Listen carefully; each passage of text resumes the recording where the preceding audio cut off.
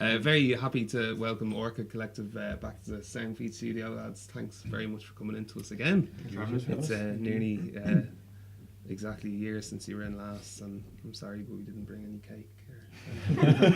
We're delighted to have you in here. Next year, yeah, for number 2. Just I suppose since you guys were in last, Courage EP had just been released, and obviously got extremely favourable press at the time, and that kind of rippling onwards with a growing kind of fan base since then. And then shortly after that, in February this year, you brought out Waited for the Sun. Waited on the Sun. And then most recently, just about 2 weeks ago, Lazy came out. Mm-hmm. So I was gonna, I suppose, start off. The touring has obviously been quite busy for the most part in between, but I think, do you think it's working for you the way you kind of stagger the releases, because they seem to be quite well thought out in terms of not doing too much in terms of releases at one go, and kind of bringing them out in that kind of pattern, which you've kind of done from when Lay Stone came out.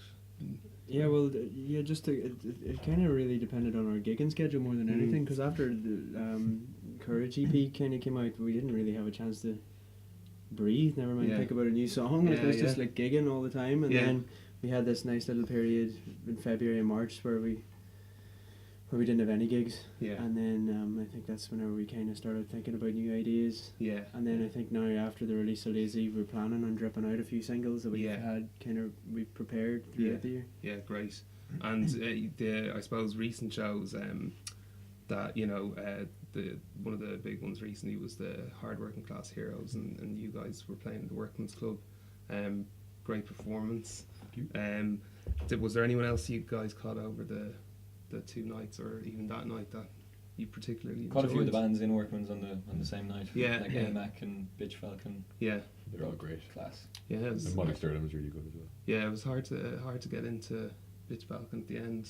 Yeah, I believe they had to kind of close the outdoors there. Which Quite a few on Friday as well, like the Fontaines and the Boom and Jafaras as well. Yeah, so it was a really solid kind of lineup. I know they scaled it down a bit, but I think it kind of worked because it was easier for you to kind of catch more acts and it worked better with the industry stuff as well. Exactly, because because you guys, 1 or 2 you did speed sessions, didn't you? Yeah. And found them beneficial. It was good. Very, very intense. 5 minutes. On to the next one. Balancing a hangover. And along with all that. Just coming on. Sobering up.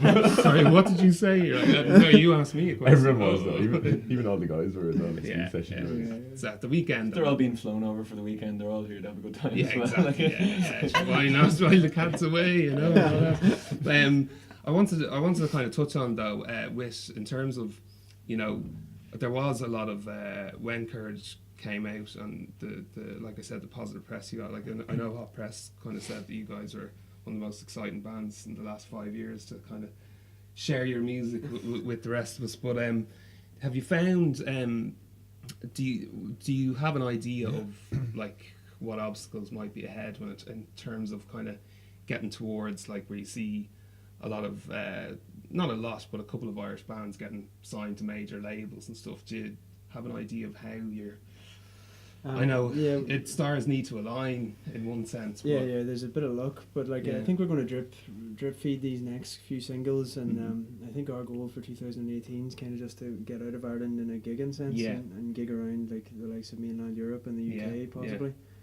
And I think just trying to take it to the next level, where we get the industry on board and stuff, just widening our horizons a little bit more. I think a big part of the industry these days is the whole Spotify playlists thing. And we were kind of tearing our hair out with the last release, trying to even figure out how to go about that, find the curators of the playlists and stuff. We got included on the Breath of Fresh Air playlist with this single, so kind of exploring that side of the industry and kind of.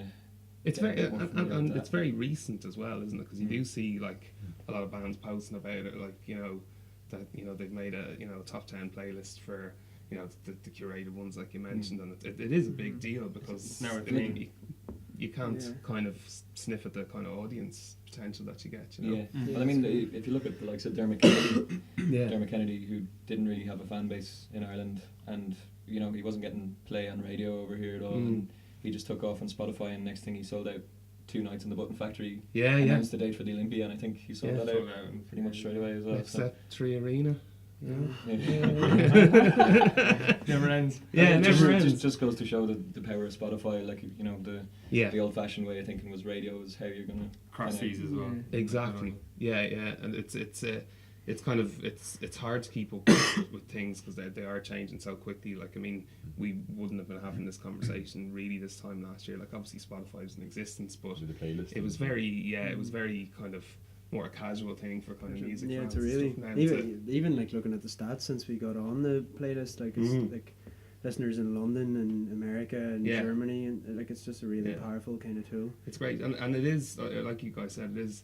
I think you really do kind of need to, like in general, kind of move out from, like, bands need to kind of get to that UK audience as that kind of stepping stone, and then further afield, and that's where it seems to grow. Like and you have upcoming dates, or I'm kind of not disappointed, but I feel sorry for you guys that you haven't toned down your relentless touring enthusiasm. I'm a bit worried for your health because I did bring it up the last time as well, and it hasn't ceased. You know, I think that we said, like, oh, it was coming up to Christmas, and you know, on the wind down, you're like, no, I've got to date this, that, 5, 6, and I'm like, oh, all right, just never ends. Never ends. But your next one's Roisin Dublin, 16th of November. 16th of November.